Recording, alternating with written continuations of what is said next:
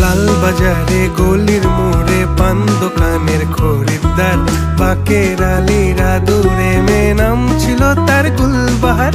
লাল বাজারে গলির মোড়ে পান দোকানের খরিদ্দার, বাকের আলীরা দূরে